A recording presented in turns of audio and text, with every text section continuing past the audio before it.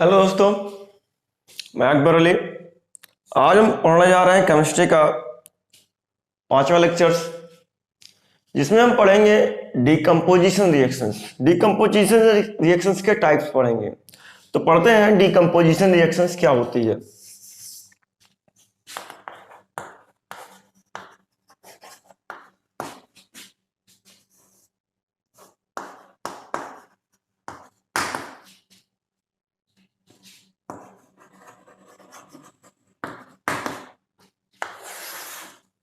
ठीक है, decomposition reactions क्या चीज होती हैं, ये चीज देखते हैं, इसका मतलब समझते हैं।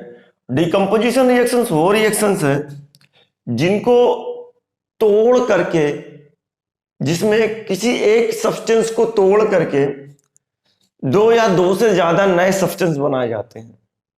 जैसे मैं कहूं मेरे पास एक ए सब्सटेंस था, इसको मैंने तोड़ा, ब्रेक किया, और ब्रेक करने के बाद एक बी बना और एक सी बना। या फिर ए को तोड़ने के बाद B plus C plus D, दो से ज्यादा भी सब्सटेंस बन सकते हैं, कोई जरूरी नहीं है कि दो ही सब्सटेंस बनेंगे। तो इसको तोड़ने के लिए आपको क्या जरूरत पड़ेगी? एनर्जी की जरूरत पड़ेगी। वो किसी भी फॉर्म में आप एनर्जी सप्लाई कर सकते हैं।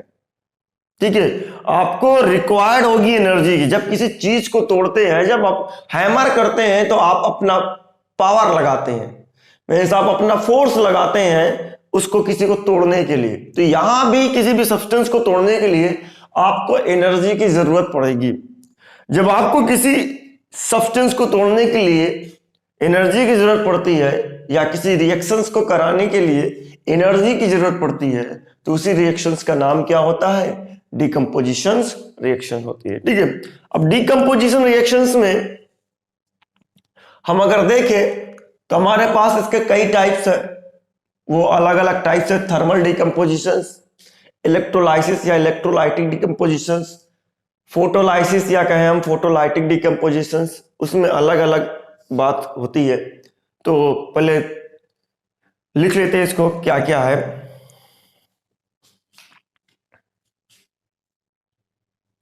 A reaction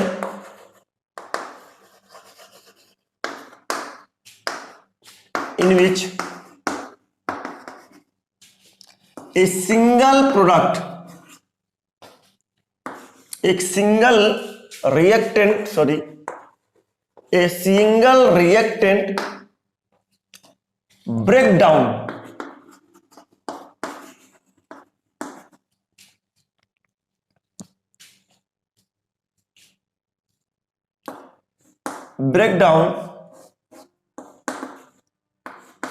into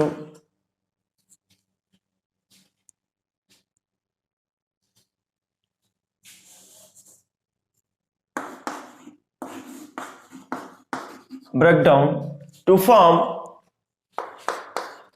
two or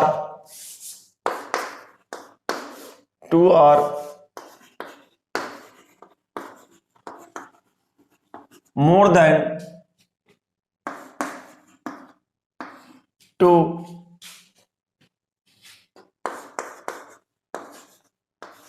product. कह रहा है कि अगर कोई एक सिंगल रिएक्टेंट ब्रेक करता है to form two or more than two product, या कहें new substance,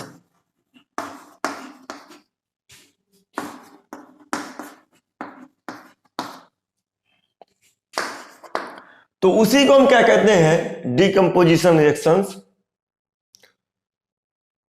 is known as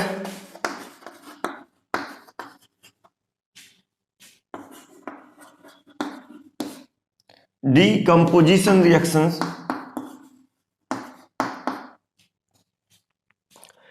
तो जब एक सिंगल रिएक्टेंट को दो या फिर दो से ज्यादा प्रोडक्ट में या न्यू सब्सटेंस में ब्रेक कर दिया जाता है, तो उसी को हम कहते हैं डीकम्पोजिशन रिएक्शंस कहते हैं। अब ये डीकम्पोजिशन रिएक्शंस में अगर कहें तो हमें क्या होता है देखते हैं।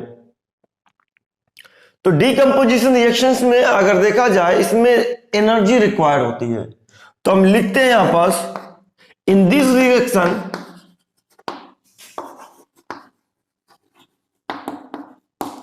in this reactions energy in this reaction required energy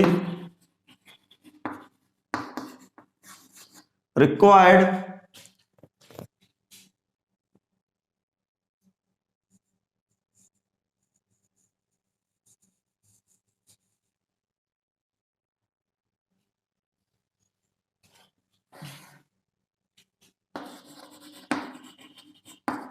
energy required to break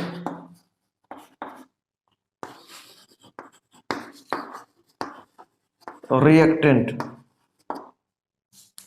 ठीक है, हमें इस रिएक्शंस को कराने के लिए यानी किसी इस सब्सटेंस को तोड़ने के लिए हमें किसकी जरूरत पड़ रही है, एनर्जी की जरूरत पड़ रही है। अब ये एनर्जी कितने टाइप्स की हो सकती है, मतलब कई टाइप्स की हो सकती है, किसी भी प्रकार से एनर्जी इसको मिल जाए और ये क्या कर जाए, ब्रेक कर जाए। ठीक है, अब ये एनर्जी आपको या तो हीट के फॉर्म में मिल सकती है, या तो इलेक्ट्रिक फ्लो करा करके करा सकते हैं, या तो सन में एक्सपोज करके करा सकते हैं, तो सन की लाइट से हो जाएगा ये रिएक्शन। तो किसी भी फॉर्म में आप एनर्जी देंगे इसको, और अगर ये ब्रेक कर जाता है तो वो आपकी डीकंपोजिशन रिएक्शंस कहलाती है। तो इसीलिए हमने कहा in this reactions energy required to break down reactant. Reactant को ब्रेक डाउन करने के लिए आपको एनर्जी की रिक्वायरमेंट होती है, और जब रिएक्टेंट ब्रेक डाउन कर जाता है तो उसी को हम कहते हैं डीकंपोज कर दिया, मतलब टूट गया। ठीक है, तो ये आप लिख लीजिएगा एग्जाम्पल के रूप में, और एक एग्जाम्पल हम देते हैं, वो क्या क्या एग्जाम्पल है इधर देख लीजिएगा। एक आपके पास फेरस सल्फेट का क्रिस्टल है, क्रिस्टल ये समझिए FeSO4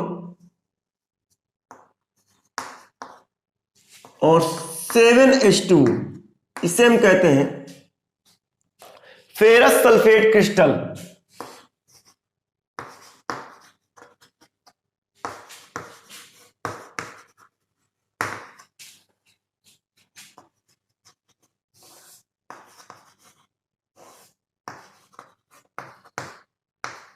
क्रिस्टल, ठीक है, ferrous sulphate crystal.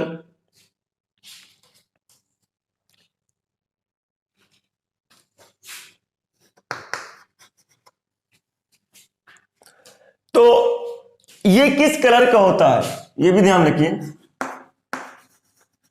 Green colour. ठीक है, इस बात को समझिएगा कि वो कलर भी आपको याद रखना है, ग्रीन कलर का होता है।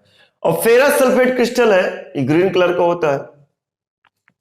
इस फेरस सल्फेट क्रिस्टल को अगर देखा जाए, फेरस सल्फेट क्रिस्टल हटा देते हैं तो फेरस सल्फेट मिलेगा FeSO4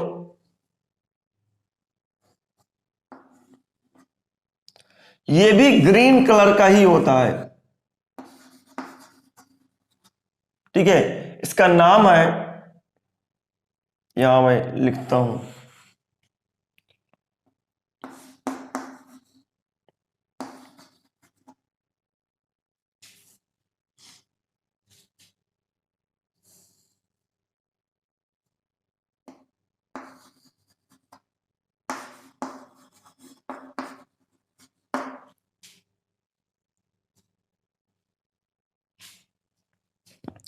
फेरस सल्फेट, और ये भी किस कलर का है, ग्रीन कलर का है। इसको हम हीट करते हैं तो हमें एक सल्फर फेरिक ऑक्साइड मिलता है Fe2O3 सॉलिड के फॉर्म में, और ये भी सॉलिड के फॉर्म में ही रहता है।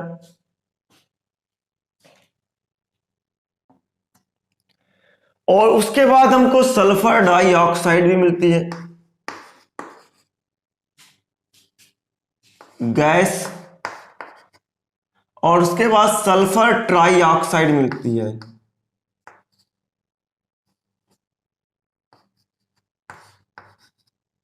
ठीक है, इसका जो ये फेरिक ऑक्साइड है,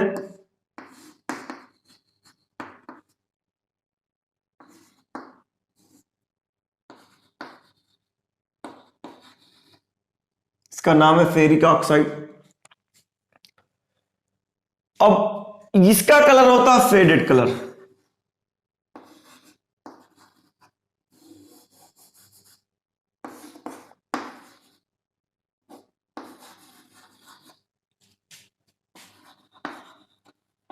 मतलब ग्रीन कलर हट जाता है इसका। सल्फर डाइऑक्साइड,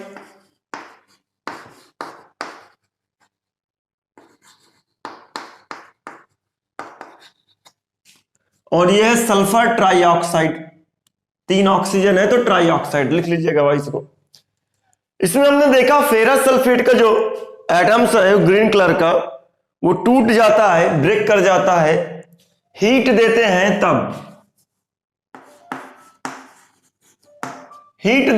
तब जाकर के ये टूट जाता है।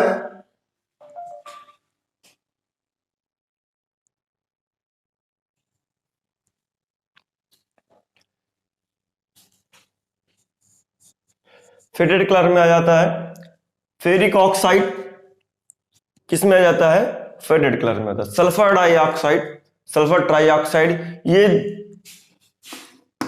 2 गैसें मिलती हैं, सल्फर डाइऑक्साइड और सल्फर ट्राइऑक्साइड। कलर याद रखिएगा, टूट करके क्या मिलता है। कलर से आपको मैं बता दिला दूं कि अगर ये देखें तो ये जो कलर है,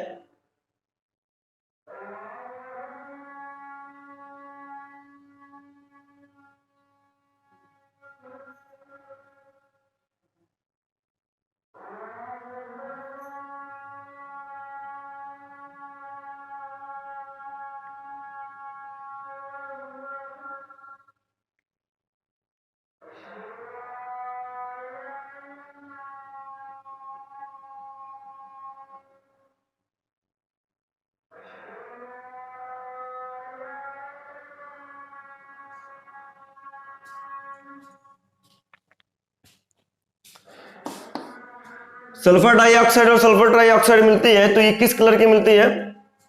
सॉरी, इसको हम स्मेल मिलती है हमको। ये किस टाइप की स्मेल मिलती है?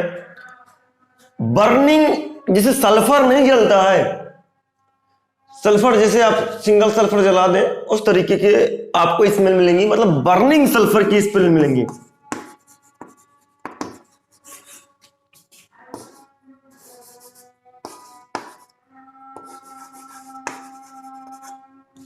Burning sulphur smell.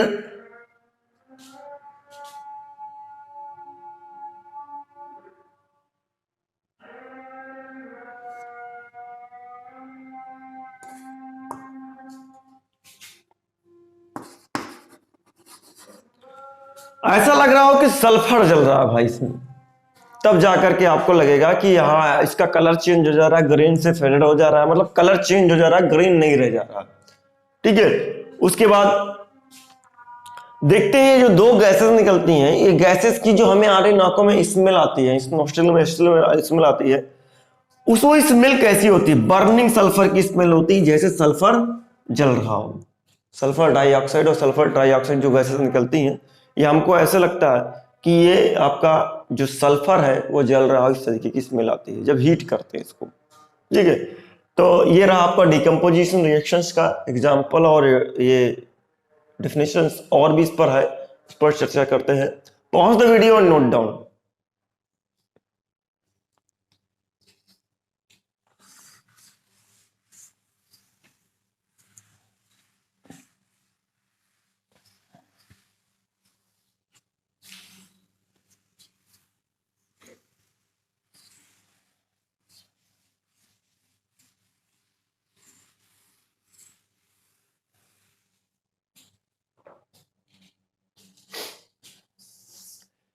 दूसरा एग्जाम्पल लेते हैं जिसका नाम है ACO3 अब जान गए होंगे, इसका नाम है कैल्शियम कार्बोनेट।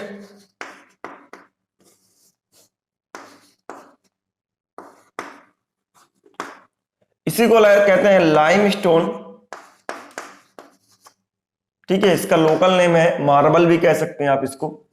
जब ये सॉलिड फॉर्म में होता है, इसको भी जब हीट सप्लाई करते हैं, हीट देते हैं, ये सिंबल आप समझ लीजिए, ये भी हीट देने का ही सिंबल है। ठीक है, ट्रायंगल के रूप में हीट सप्लाई करते हैं। तो हीट सप्लाई करते ही जब इसको करते हैं तो ये क्या करता है, CaO में ब्रेक करता है और प्लस CO2 गैस निकल जाती है।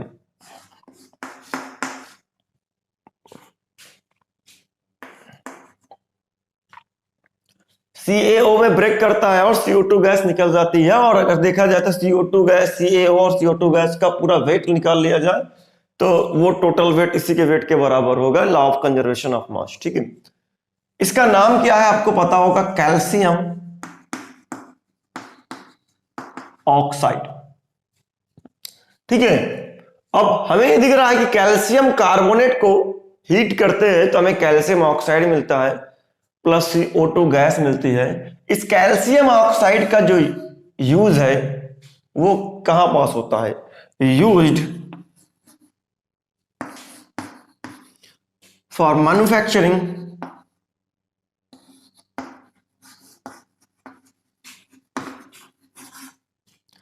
सीमेंट। इस बात को समझ लीजिएगा, इसका यूज कहां करते हैं हम, CaO का NCERT के according manufacturing of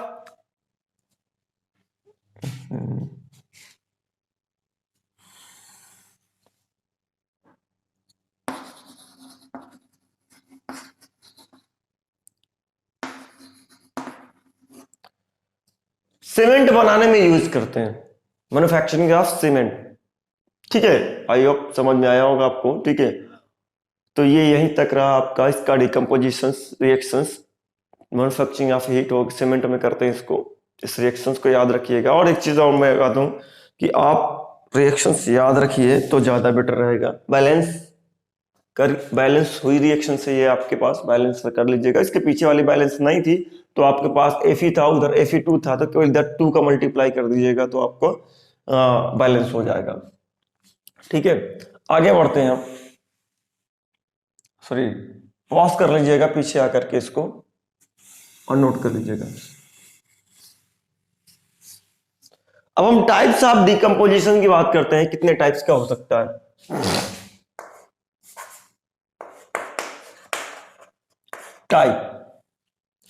types of decomposition में अगर देखें तो हमको 3 टाइप्स पढ़ने हैं जो बताया था, फोटोलाइसिस डिकम्पोजिशन, उसके बाद में पढ़ने हैं हमको इलेक्ट्रोलाइसिस डिकम्पोजिशन, थर्मल डिकम्पोजिशन।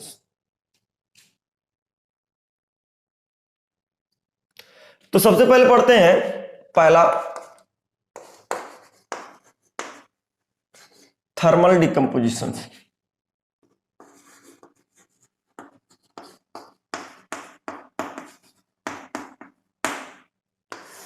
इस बात को समझिए, डिकम्पोजिशन में ये पहला टाइप है थर्मल डिकम्पोजिशन। थर्मल डिकम्पोजिशन होता क्या चीज, इसको पढ़ते हैं हम। एक्चुअल में थर्मल मीन्स होता है हीट सप्लाई करना, किसी भी चीज को हीट दे देना।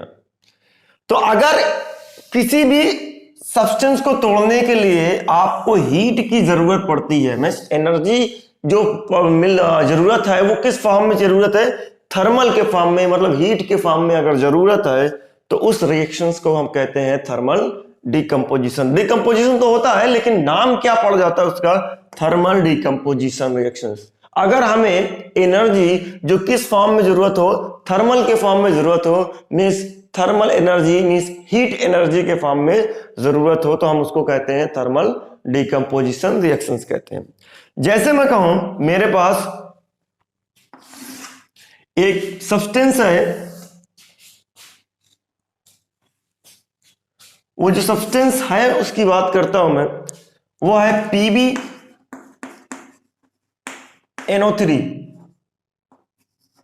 का होल ट्वाइस, जिसको हम लेड नाइट्रेट कहते हैं।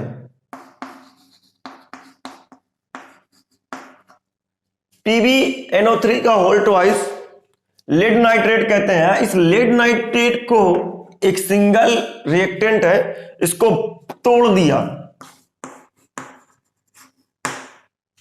और तोड़ दिया तो तोड़ने के बाद हमको क्या दिखता है, हमें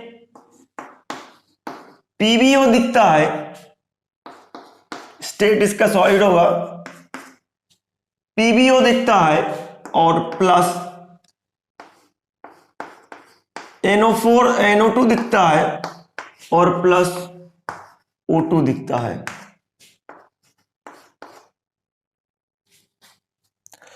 अब हमें जो दिख रहा है वो लेड नाइट्रेट टूटा हीट से, तो लेड ऑक्साइड बना, और लेड ऑक्साइड बना तो लेड ऑक्साइड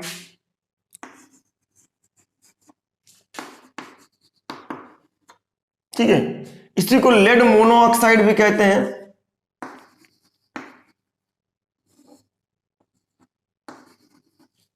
मोनोऑक्साइड कहते हैं, बात को समझ लीजिएगा, लेड मोनोऑक्साइड।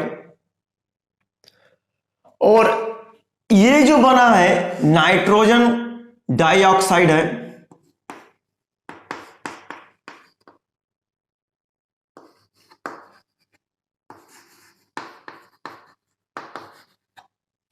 और ये तो आपको पता ही, ऑक्सीजन गैस निकल रही है, आपको नाइट्रोजन डाइऑक्साइड निकल रही है। देख रहे हैं ये जो लेड नाइट्रेट होता है ये किस एनर्जी को रिक्वायर करता है, हीट एनर्जी को। इसके पहले हमने दो रिएक्शन पढ़ी थी, कैल्शियम कार्बोनेट की और फेरस सल्फेट की, उसको भी हमने हीट प्रोवाइड किया था तोड़ने में। फेरस सल्फेट ग्रीन कलर का क्रिस्टल टूट करके चला गया था फेडरिक कलर में, और सल्फर डाइऑक्साइड सल्फर ट्राइऑक्साइड मिलती है, और वो जो सल्फर डाइऑक्साइड है, वो सल्फर ट्राइऑक्साइड है, वो हमको स्मेल करते हुए बाहर निकलती है, बर्निंग स्मेल, जैसे बर्निंग सल्फर है, जब सल्फर जल रहा है उस तरीके की स्मेल निकलती है। और इसी तरीके से कैल्शियम कार्बोनेट को ब्रेक किया था। कैल्शियम कार्बोनेट जो था एक मार्बल होता है, उसको जैसे ब्रेक करते हैं तो ब्रेक करते ही वो क्या करता है, आपका टूटता है कैल्शियम ऑक्साइड में और कार्बन डाइऑक्साइड में। तो कैल्शियम ऑक्साइड जो होता है उसका यूज हम करते हैं सीमेंट बनाने में, जो आपके पास जरूरी है याद रखना। इसी तरीके से जब थर्मल डिकम्पोजिशन के जो एग्जांपल है ये भी है आपके पास आगे, इसका मतलब इसके पीछे जो एग्जांपल लिए थे हमने डिकम्पोजिशन के, वो सारे के सारे थर्मल डिकम्पोजिशन के ही एग्जांपल है। ठीक है, अब अगर देखें तो ये लेड नाइट्रेट क्या होता है, व्हाइट होता है, और जब व्हाइट कलर का लेड नाइट्रेट को हीट करते हो तो ये बनता है येलो। और हमको ये जो गैस मिल रही है, कौन सी गैस, ये जो गैस रहती है नाइट्रोजन डाइऑक्साइड, ये जो गैस है इसका जो कलर होता है ये ब्राउन फ्यूम, ब्राउन कलर का होता है, ब्राउन फ्यूम निकलती है टेस्ट ट्यूब से। जब टेस्ट ट्यूब में हीट करते हैं, जैसे मैं टेस्ट ट्यूब दिखाऊं आपको इस तरीके से, एक टेस्ट ट्यूब है, इसमें हमने लेड नाइट्रेट रख दिया और इसके बाद बर्नर से हीट कर दिया। हीट करने के बाद यहां कॉक लगा दिया, और ये इस तरीके से हीट कर होने के बाद आपकी एक फ्यूम निकलती है इस तरीके से। ये ऑक्सीजन में निकलेगी, लेकिन ऑक्सीजन का जो कलर होता है वो कलरलेस होता है, ठीक है। बट इसकी बात करते हैं हम, ये फ्यूम निकले तो ये ब्राउन कलर की अगर फ्यूम है तो ये हमें इंडिकेट करता है, अगर ब्राउन कलर की फ्यूम निकल रही है तो ये इंडिकेट करता है कि कौन सी गैस निकलती है, नाइट्रोजन।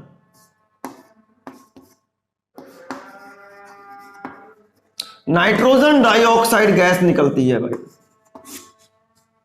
ठीक है। अगर आपको ब्राउन कलर दिखता हुआ दिखाई देता है तो इसका मतलब क्या है, ब्राउन कलर का मतलब क्या है, नाइट्रोजन डाइऑक्साइड गैस निकल रही है। अगर एयर, चलिए ये चीज मालूम हो गया था, आपका जो गैस निकलती है, कि आपका जो गैस निकलती है वो किस कलर की गैस निकलती है, ब्राउन फ्यूम निकलती है। अभी ब्राउन फ्यूम निकलती है तो इसको हमको पता चल गया है कि जब हम किसी एक सब्सटेंस को ब्रेक करते हैं बाय हीट एनर्जी, तो निकलता है हमारे पास, बनता है मोर देन टू या मोर देन टू सब्सटेंस में बन जाता है, और उसकी हम कहते हैं डिकम्पोजिशन। और कौन सा टाइप का होता है? Thermal decomposition. ठीक है, इसको लिखते हैं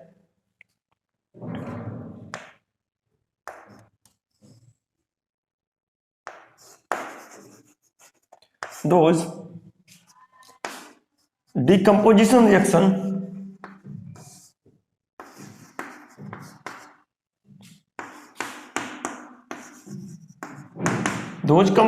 decomposition reactions in which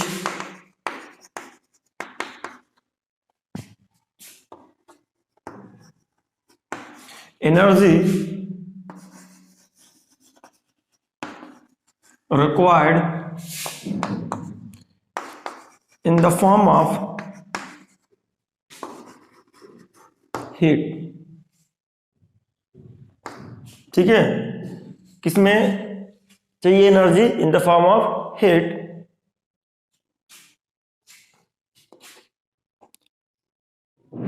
then the reactions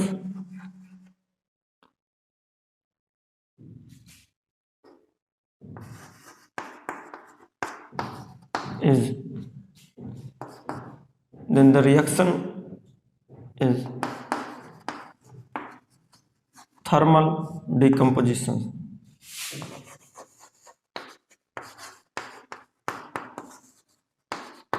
तब रिएक्शंस क्या कहलाएगी? Thermal decomposition. Pause the video and note down.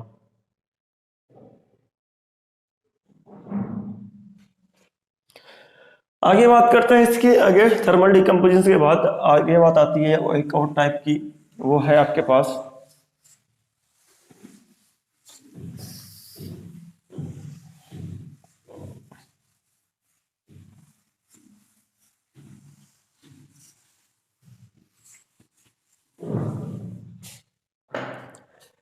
Electrolysis या इलेक्ट्रोलाइटिक डिकम्पोजिशन।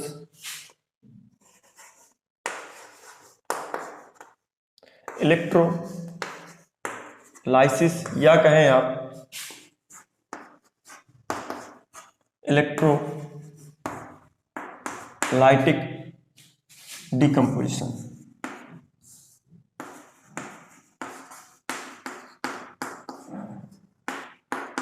ठीक है, इलेक्ट्रोलाइसिस या इलेक्ट्रोलाइटिक डिकम्पोजिशन की बात करते हैं तो हमें क्या दिखता है, इसको भी देखते हैं कि क्या क्या चीज है हमारे पास। ठीक है, जैसे हम बात करें एक बीकर्स की, आपकी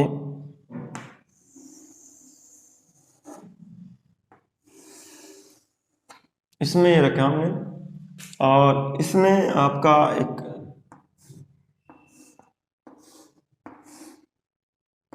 इस तरीके का बना दिया, और एक आपका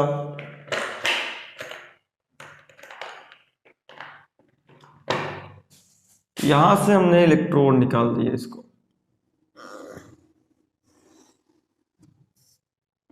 यहां से ये इलेक्ट्रोड निकाल दिया। ठीक है, उसके बाद हमने एक वो रखी टेस्ट ट्यूब, इस पर उल्टा करके रख दी।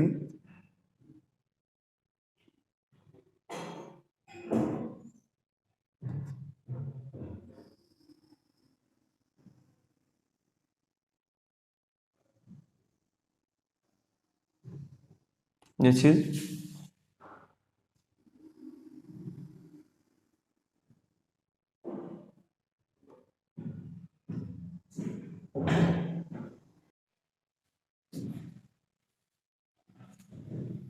देखें, ये चीज हमने देखा, बना लिया हमने अब खुद से फिर से।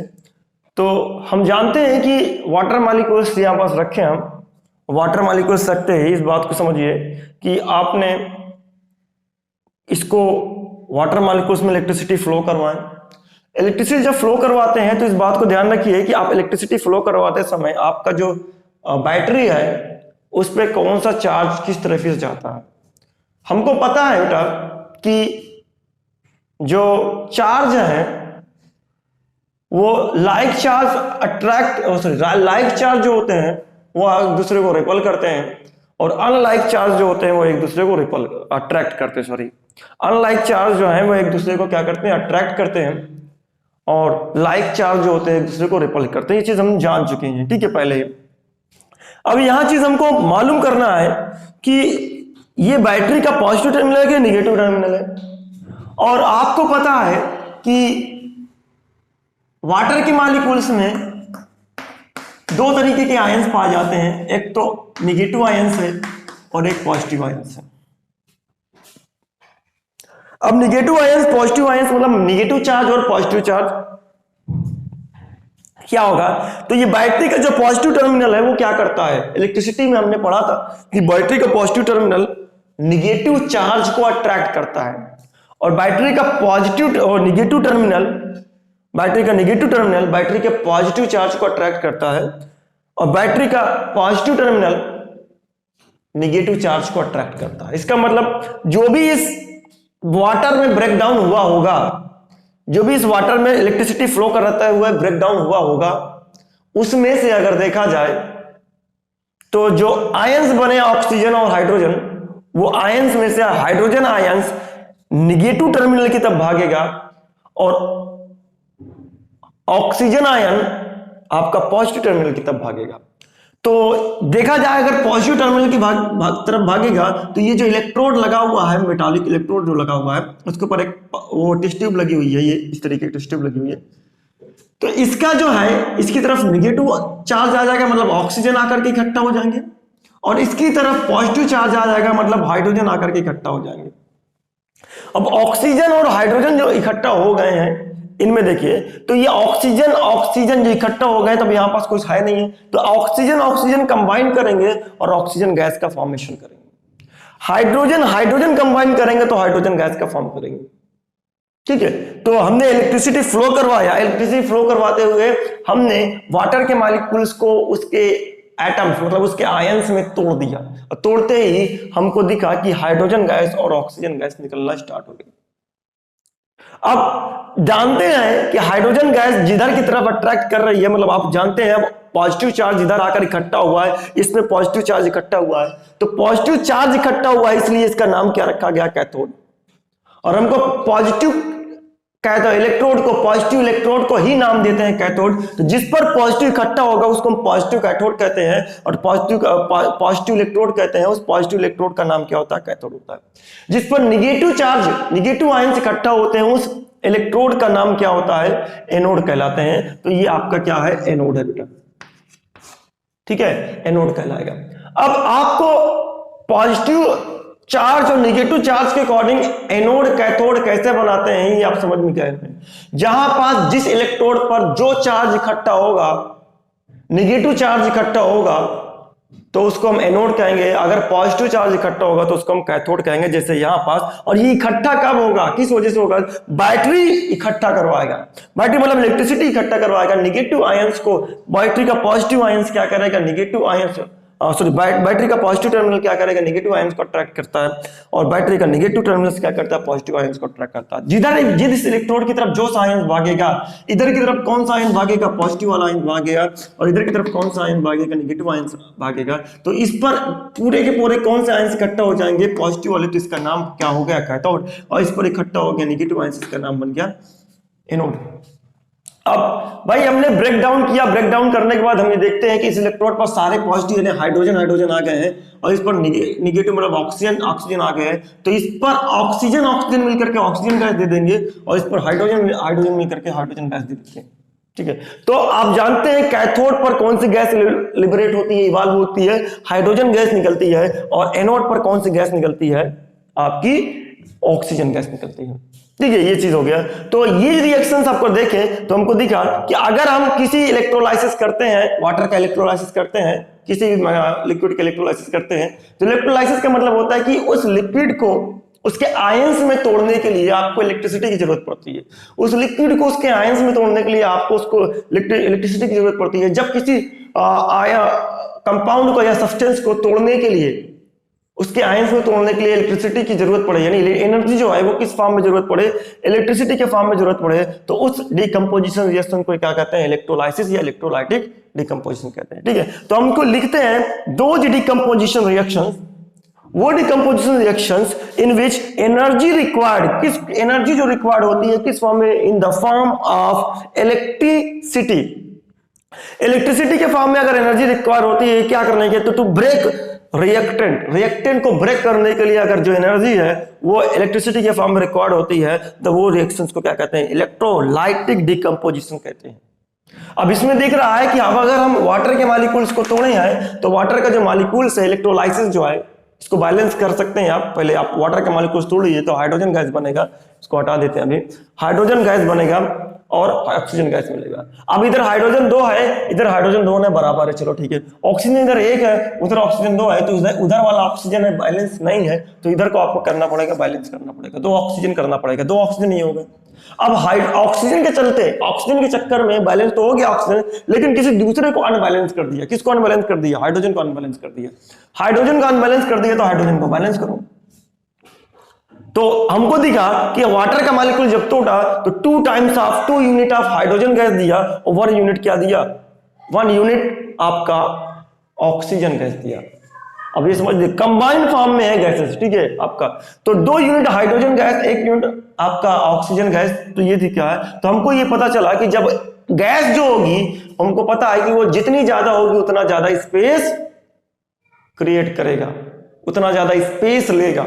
तो हाइड्रोजन गैस को ज्यादा स्पेस चाहिए इकट्ठा करने के लिए और आपको ऑक्सीजन गैस को कम स्पेस चाहिए इकट्ठा करने के लिए। तो ये टेस्ट ट्यूब में जो उल्टी टेस्ट ट्यूब रखी हुई है इसमें हाइड्रोजन गैस कैथोड पर ज्यादा मिलेगी और एनोड पर ऑक्सीजन गैस कम मिलेगी। क्यों? क्योंकि कैथोड पे हाइड्रोजन गैस डबल यूनिट में निकल रही है और एनोड पर ऑक्सीजन गैस सिंगल यूनिट में निकल रही है। अब ये सिंगल यूनिट डबल यूनिट में क्यों निकलती है, इसका भी रीजन क्या है, हमको पता है कि वाटर का जो मॉलिक्यूल्स है वो 2 आइटम से मिलकर के बना हुआ है। वाटर का मॉलिक्यूल्स 2 आइटम से मिलकर के बना हुआ है, जिसमें 2 हाइड्रोजन है और 1 ऑक्सीजन है। इसमें हाइड्रोजन कितने हैं, 2 हैं और ऑक्सीजन कितने हैं, 1 है। तो हाइड्रोजन और ऑक्सीजन का जब रेशियो लिखा तो 2:1 आया। तो वाटर का मॉलिक्यूल जो है वो 2:1 में 2:1 के एटम्स से मिलकर के बना हुआ है। वाटर का मॉलिक्यूल 2:1 के एटम से मिलकर के बना हुआ है। तो हम ये लिखते हैं in water molecules hydrogen atoms and oxygen atom consist in ratio 2:1, जिसमें कंसिस्ट होता है 2:1 में हाइड्रोजन और ऑक्सीजन का मॉलिक्यूल्स वाटर मॉलिक्यूल्स में कंसिस्ट होता है। The amount of